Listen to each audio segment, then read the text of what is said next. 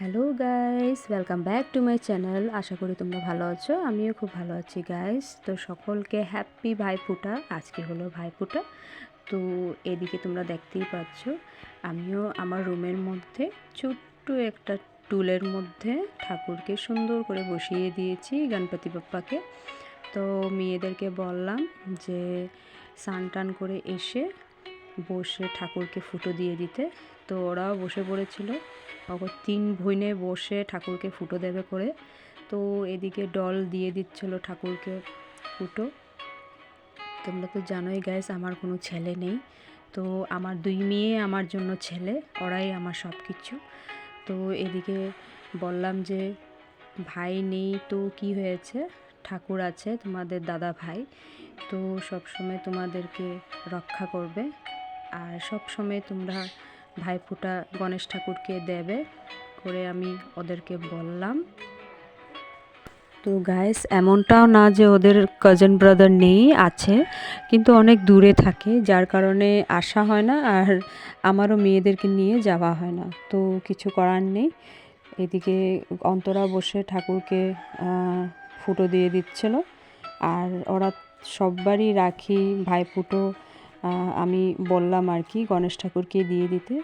তো ওরা সববারই গণেশ ঠাকুরকে ফুটো দিয়ে দে।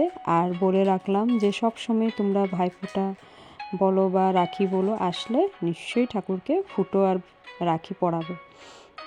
তো এদিকে অন্তরা দিয়ে দিচ্ছিল, আমার 2 মেয়েরও ফুটো দেওয়া হয়ে যাচ্ছিল। তো এদিকে ওরা ফুটো দিয়ে দাদুকে দেবে। তো সববারই চেষ্টা করি যে গণেশ ঠাকুরের সাথে সাথে ওদের দাদুকেও ফুটো দিতে, কেন কি দাদু তো দাদার সমান, এই জন্য ফুটো দেওয়া যায়। তো আমি আমার মেয়েদেরকে বলি যে দাদুকেও ফুটো দিতে। আর এদিকে আমিও ঠাকুর ঘরে এসে পড়েছি ফুটো দেওয়ার জন্য। সববার তো যাওয়াটা পসিবল হয় না যে ভাইরা আসবে, দাদারা আসবে বা আমি যাব, তো কিছু করার নেই। যখন নতুন বিয়ে হয়েছিল তখন 2 বারের মতন গেছিলাম ফুটো দেওয়ার জন্য, তারপরে তো আর যাওয়া হয় না, সম্ভব হয় না সবসময় গাইস, যে ভাই দাদারাও আসতে পারে না, আমারও যাওয়া হয় না। এই কারণে আমি সববারের মতন ঠাকুর ঘরে ভাই দাদাদের নামে ফুটো দিয়ে থাকি। তো এদিকে তোমরা দেখতেই পাচ্ছ যে আমিও ঠাকুর ঘরে এসে ভাই দাদাদের নামে ফুটো দিচ্ছিলাম। তো এই হলো আমার আজকের ভাইফোঁটার পর্ব। তোমরা কমেন্টের মধ্যে নিশ্চয়ই জানাবে যে কেমন হয়েছে, আর কারা কারা আছো আমার মতন যে ঠাকুর ঘরের মধ্যে ভাইয়ের নামে আর দাদার নামে ফুটো দিয়ে থাকো, অবশ্যই কমেন্টের মধ্যে জানাবে। আর ভালো লাগলে লাইক করবে নিশ্চয়ই গাইস। তো আমারও এখানে ফুটো দেওয়া হয়ে যাচ্ছিল, কি করব বলো, উপায় নেই। তারপরে আমি ফুটো দিয়ে রান্না বাড়া বাকি ছিল, তো কিচেনে গিয়ে রান্না টান্না করে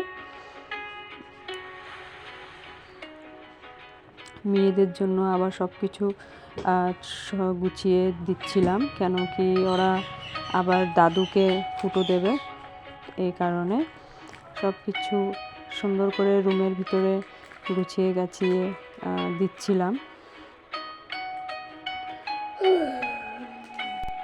ভয়েস রেকর্ডিং যখন করছিলাম গাইস, তখন গলাটা খুবই খারাপ হয়ে রয়েছিল, কেন কি আমার সর্দি কাশি পেয়েছে।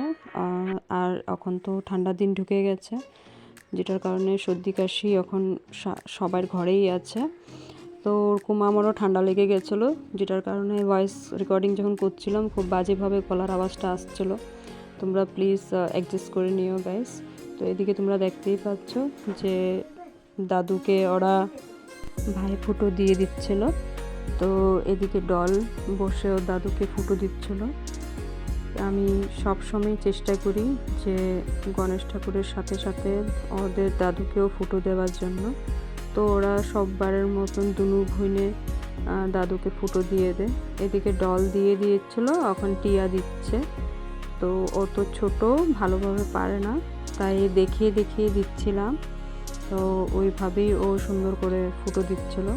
এদিকে ডলে গিফট দিল দাদুকে, তো এবার টিয়া দিচ্ছে।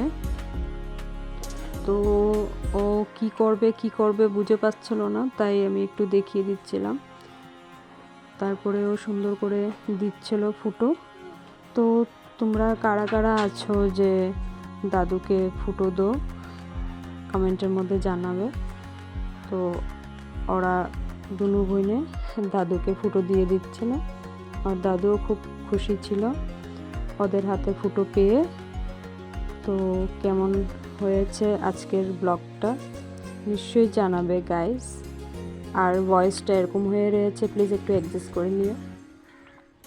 আর কারা কারা আছো বাড়ির মধ্যে এইভাবে ভাইফোঁটার পর্ব সুন্দর করে মানিয়েছো নিশ্চয়ই জানাবে, আর লাইক করতে ভুলবে না। আর যারা নতুন দেখছো আমার চ্যানেলটাকে প্লিজ সাবস্ক্রাইব করে দিও, আর অনেক সাপোর্ট করো গাইস। তো এই কিছুটা ফটো শেয়ার করছি তোমাদের সাথে ভাইফোঁটার। তো আর একটা ভিডিও নিয়ে খুব তাড়াতাড়ি আসবো, নতুন একটা ব্লগ নিয়ে। ততক্ষণের জন্য তোমরা ভালো থাকো, সুস্থ থাকো গাইস। আজকের জন্য টাটা।